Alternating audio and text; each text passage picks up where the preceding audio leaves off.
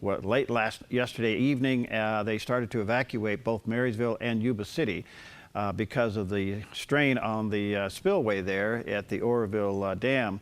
We're delighted to have back with us our good friend Kerry Shearer from Sacramento, who's been watching that. I don't know if you got any sleep last night. Every time I woke up, you were on Facebook doing something, buddy. Thanks for your coverage. Oh, absolutely. This is fascinating. I do training for emergency responders who work in these kind of emergency operation centers during disasters. So I am all over this, watching what's going on. And of course, there's been a lot of concern just because of the integrity of that auxiliary spillway is just not known. Well, you know, I guess the game plan, Kerry, was to draw down the lake level so that there'd be no more water coming over that auxiliary spillway, which is about 1,700 feet long, because on the west side of that, I guess it's been compromised with some erosion. And then I saw this morning where they're getting ready to put rocks in big bags and lift them by helicopters and put them in that hole. Where are we now? Do you know? Yeah, well, fortunately, the sun is up, and I know Department of Water Resources officials are out surveying things right now. Behind me, this is the State Operations Center, where the governor and the entire crew has been mobilized and keeping an eye on what's going on. But that spillway is incredible. This is the auxiliary spillway. This is the one that is apparently compromised, and they were worried that maybe the lip of that spillway was going to fail last night. Now, it looks like they've been able to draw the lake down a bit, so it's several feet below the point at which it overtops the spillway. But then the main spillway, that's damaged too. This is the main spillway here, and it's got a lot of damage, that major chunk out of it. So the Oroville Dam not doing too well with trying to get all that water, but they hope to get rid of maybe 20 or 30 feet of the reservoir, Perry, over the next few days or so, because more rain is coming. More rain is coming. Now, there was a great call last night for evacuation for Yuba City and Marysville, which is estimated over 180, almost 200,000 people. How's that going? Yeah, well, this morning now, people are trying to figure out what is the next step, because the evacuation order for 3 counties below the dam area is still in effect. And I think what it's going to take is for Department of Water Resources to kind of figure out, you know, what is the integrity level of this auxiliary spillway? Is it going to hold?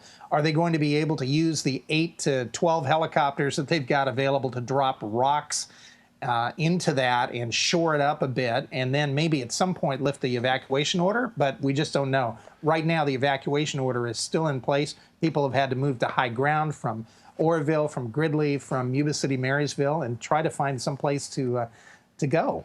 All right, the Feather River, which is being fed by this spillway, will eventually work its way into the Sacramento River, which works its way down south. How are those levels all the way down through Sacramento?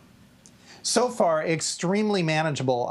Officials have said there's no issue in the Sacramento area right now, and that's because we've got what we call the Weir system. And the Weir system is actually a whole bunch of gates. I believe there's a total of 45 of them, and about half of those are already open, and it's letting water out of the Sacramento River. So that's where we can take the pressure off flood concerns for the city of Sacramento. Yeah. And all that water goes rushing out into what's called the YOLO bypass, which is built for this kind of flood control. Yeah, I remember flying over that for many years. It's amazing to see much water out there. And how about other areas that are coming down? Folsom was way down, now it's way up. The American River, how are some of those levels, Kerry?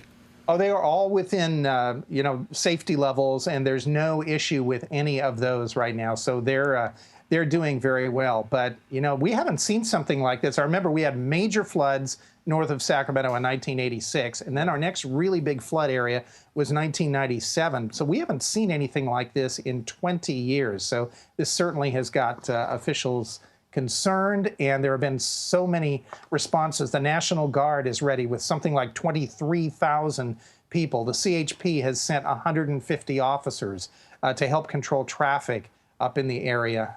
So there's just a massive response. All right, one other last question. Highway 70 last night was the main artery out of those areas, Yuba City and Marysville.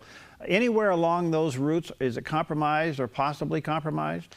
Yeah, what I've heard is that there was concern that if the auxiliary spillway of the Oroville Dam were to fail, that would send, of course, uncontrolled water down that Highway 70 corridor. And there was great concern for what would happen in that corridor there. So Highway 70 and that whole area along the Feather River and all is the area that they were concerned about, and they got people out as quickly as possible with that 4 p.m. hour last night evacuation. All right.